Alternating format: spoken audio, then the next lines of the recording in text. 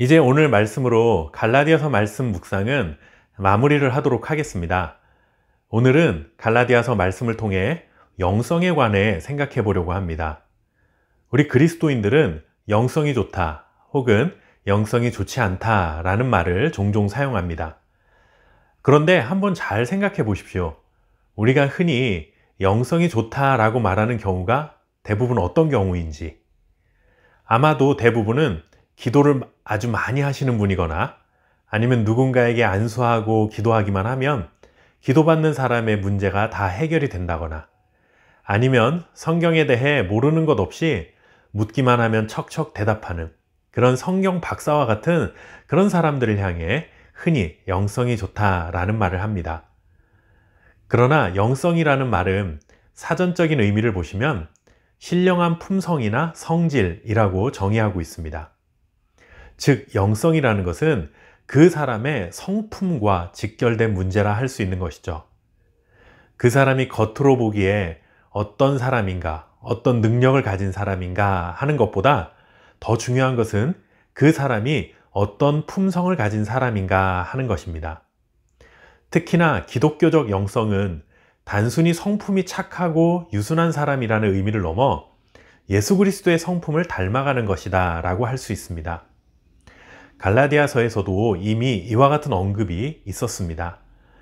우리가 흔히 성령의 9가지 열매라고 부르는 사랑, 희락, 화평, 오래 참음, 자비, 양선, 충성, 온유, 절제. 이 모든 것 하나하나에도 물론 어떤 의미가 담겨 있기는 하지만 결국 9가지 열매 모두 우리의 성품과 관련이 있는 열매들입니다. 예수 그리스도를 믿는 믿음으로 우리는 성령을 받았고 그때부터 우리는 성령을 따라 행하며 성령의 열매를 맺어가는 삶을 살아야 한다. 이것이 갈라디아서에서의 바울의 가르침이었습니다. 결국 성령의 열매를 맺어간다는 것은 육체의 본성을 따라 살아가는 삶이 아니라 하나님을 향한 삶, 하나님의 뜻을 따르는 삶을 말합니다. 하나님의 뜻을 가장 잘 따르신 분, 그분이 누구실까요? 바로 예수 그리스도입니다. 그래서 우리는 예수 그리스도를 본받아 그의 뒤를 따르는 인생을 사는 것입니다.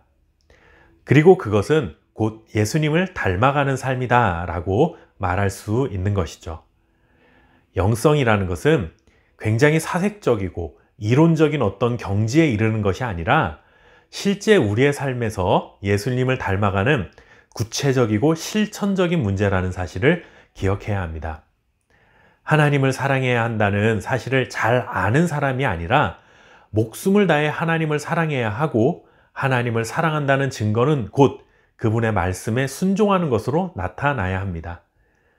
이웃을 사랑해야 한다는 것을 잘 아는 사람이 아니라 이웃을 위해 내 것을 희생하고 나누고 섬길 수 있는 구체적인 실천이 있어야 한다는 것이죠.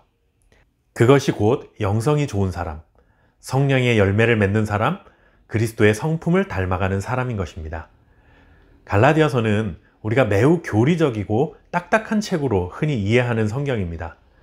그러나 갈라디아서는 우리의 구체적인 삶의 변화를 요구하는 실천서라고 할 수 있고 실질적으로 성령을 따르는 삶을 통해 그리스도인으로서 마땅히 맺어야 할 열매를 맺도록 격려해주는 또 권면해주는 성경입니다. 갈라디아서의 말씀을 통해 주셨던 깊은 은혜들을 간직하고 믿음의 진보를 이루어 가시길 바랍니다. 이렇게 우리는 또 한 권의 성경을 마무리했습니다. 다음 주부터는 66권의 성경 중에 첫 번째 책인 창세기 말씀을 묵상하면서 하나님께서 주시는 은혜를 나누도록 하겠습니다.